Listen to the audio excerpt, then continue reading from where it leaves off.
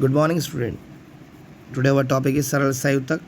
कोशिकाओं की कुछ परतें ऊतक के आधारी पैकिंग का निर्माण करती है, जिसे हम पैरेन्काइमा ऊतक कहते हैं। यहाँ पर देखिए वन बाय वन करके ऊतक शो करेगा ये, यानी कि सरल स्थायी ऊतक के अंदर भी कई ऊतक होते हैं।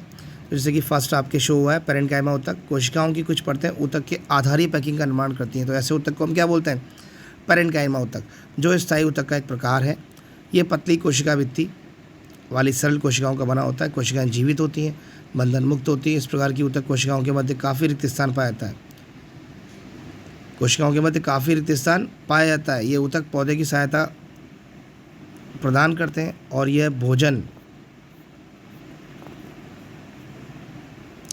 भोजन का भंडारण करता है। कुछ पैरेन्काइमा ऊतकों में क्लोरोफिल पाया जाता है, जिसके कारण प्रकाश संश्लेषण की क्रिया संपन्न होती है।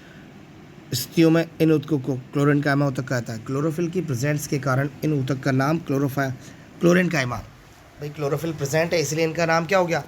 क्लोरेन्काइमा कहते हैं। नहीं, हरित ऊतक भी कहा जाता है। जलीय पौधों में पैरेन्काइमा की कोशिकाओं में हवा की बड़ी बड़ी गुहिकाएँ होती हैं, कैविटीज़ होती हैं, जो पौधों को तैरने के लिए उत्पादन बल प्रदान करती हैं। इस प्रकार के पैरेन्काइमा को एरेन्काइमा कहते हैं। यानी थर्ड टाइप का आ गया ये। पहला आया था पैरेन्काइमा, सेकंड आया क्लोरेन्काइमा, थर्ड आया आपका एरेन्काइमा। नाउ इस प्रकार आपके पैरेन्काइमा के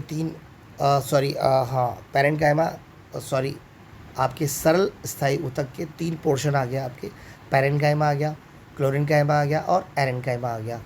अब हम देख रहे हैं अगला, इसके अंदर आगे हम पढ़ते हैं कि पौधों को ये बोल रहा है कि तने और जड़ों के पैरेन्काइमा पोषण प्रदान करने वाले पदार्थ और जल का संग्रह भी करते हैं, और पौधों में लचीलेपन का गुण एक अन्य स्थायी ऊतक के कारण होता है, जिसे हम कॉलेन्काइमा के कारण कहते हैं।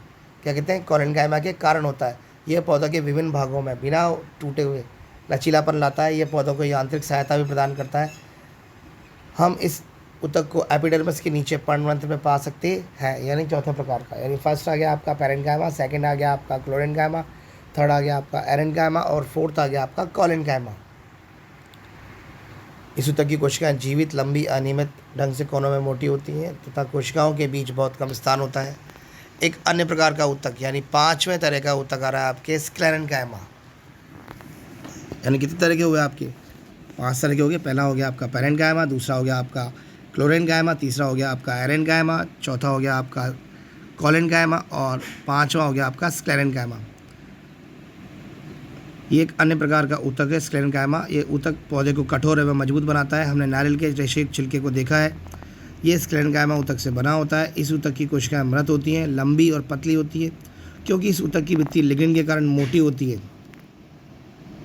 लिग्निन कोशिकाओं को दृढ़ बनाने के लिए सीमेंट का कार्य करने वाला रासायनिक पदार्थ है। ये भित्तियाँ प्राय इतनी मोटी होती हैं कि कोशिका के भीतर कोई आंतरिक स्थान होता ही नहीं है।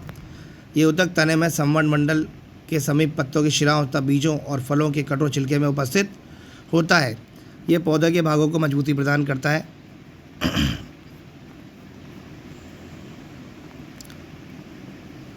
पौधे के भागों को मजबूती प्रदान करता है। वह कोशिका मजबूती प्रदान करता है। अच्छा, यहाँ से हमारा अगला पैराग्राफ स्टार्ट हो रहा है कि कोशिकाओं की सबसे भारी परत क्या होती है? एपिडर्मिस की होती है। शुष्क स्थानों पर मिलने वाली पदों में एपिडर्मिस मोटी हो सकती है। यह जल की हानि कम करके पादप की क्या करती है? रक्षा करती है। पौधे की पूरी सतह एपिडर्मिस से ढकी रहती है। यह पौधे के सभी भागों की रक्षा करती है। एपिडर्मल कोशिका पौधों की बाह्य सतह पर पाए एक मोम जैसी जल प्रतिरोधी परत बनाती है। यह जल हानि के विरुद्ध यांत्रिक आघात तथा परजीवी कवक के प्रवेश पौधों की रक्षा करती है, क्योंकि एपिडर्मल कोशिकाओं का उत्तरदायित्व रक्षा करने का होता है, प्रोटेक्ट करने का होता है। अतः इसकी कोशिकाएं बिना किसी अंतर्कोशीय स्थान के अछिन्न परत बनाती हैं। अधिकांश एपिडर्मल कोशिकाएं अपेक्षाकृत कैसी होती हैं बच्चा? चपटी होती है, और सामान्यतः उनकी बाह्य तथा पार्श्व भित्तियाँ उनकी आंतरिक भित्तियों से कैसी होती हैं? मोटी होती हैं। पत्ती की एपिडर्मिस में हम छोटे छोटे छिद्र को देख सकते हैं। इन छिद्रों को ही हम क्या कहते हैं? स्टोमेटा। स्टोमेटा को 2 वृक्क आकार की कोशिकाएं घेरे होती हैं, जिन्हें हम क्या बोलते हैं? गार्ड सेल्स, रक्षी कोशिकाएं। ये कोशिकाएं वायुमंडल से गैसों का क्या करती है बच्चा? आदान प्रदान करने के लिए आवश्यक है, और वाष्प के रूप में पानी की क्रिया भी स्टोमेटा के द्वारा ही होती है। जड़ों की एपिडर्मल कोशिकाएं पानी को सोखने का कार्य करती हैं। साधारणतः उनमें बाल जैसे प्रवर्ध होते हैं, जिससे जड़ों की कुल अवशोष सतह बढ़ जाती है, सरफेस एरिया बढ़ गया इसका, तथा उनकी पानी सोखने की क्षमता में भी क्या होगी, वृद्धि होती है। मरुस्थलीय पौधों की बाहरी सतह वाली एपिडर्मिस में क्यूटीन जल रोधक रासायनिक पदार्थ एक तरह का ये होता है, और ये कहीं ना कहीं सेव्स करता है वाटर को। जैसे जैसे वृक्ष की आयु बढ़ती है, उसके बाह्य रक्षात्मक ऊतकों में कुछ परिवर्तन होता है और एक दूसरे विविधता की पट्टी तने के एपिडर्मिस के स्थान ले लेती है। बाहरी सतह की कोशिकाएं इस सतह से अलग हो जाती हैं। यह पौधों पर बहुत परतों वाली मोटी छाल का निर्माण करती है। इन छालों की कोशिकाएं कैसी होती हैं बच्चा, मृत होती है।